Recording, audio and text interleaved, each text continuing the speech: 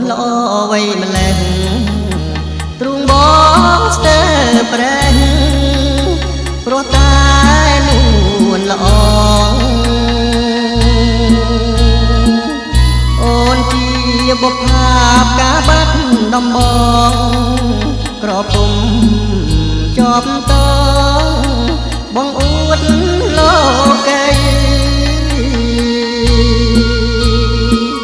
អនិកជនកំសត់មានភពវាសនា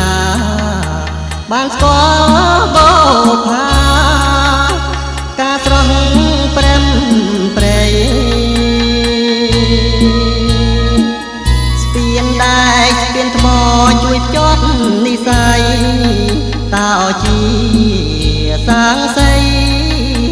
ស្រីហើយនឹងបងស្ពានស្ដាស់ស្រះកែវបងចាំមិនភ្លេចសូរិយារៀបលិចយើងបានសាសងវត្តកំពង់ព្រះយើងអត់ធូបសងនាងតាភូមិដងជួយចាំសំដីអវាលបាយចានរិញច្រានរូបខ្ញុំទាំងចិត្តក្រៀមក្រំអរារីងរេប្រត់ពីគូស្នេហ៍ឃ្លាតពីបរិយបើមាននិស័យ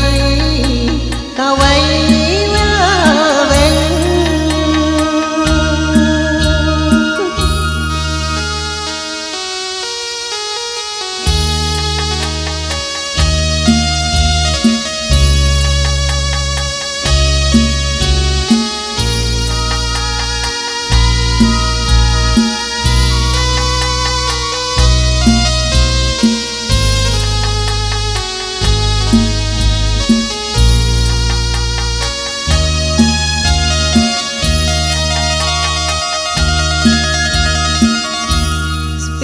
វិញស្ដាស់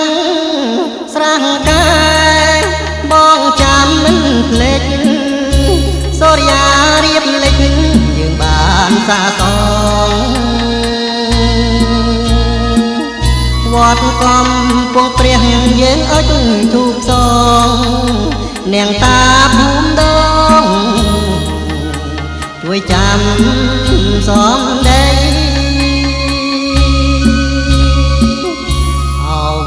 បាយចានរិញច្រានរូបខ្ញុំទាំងចិត្ត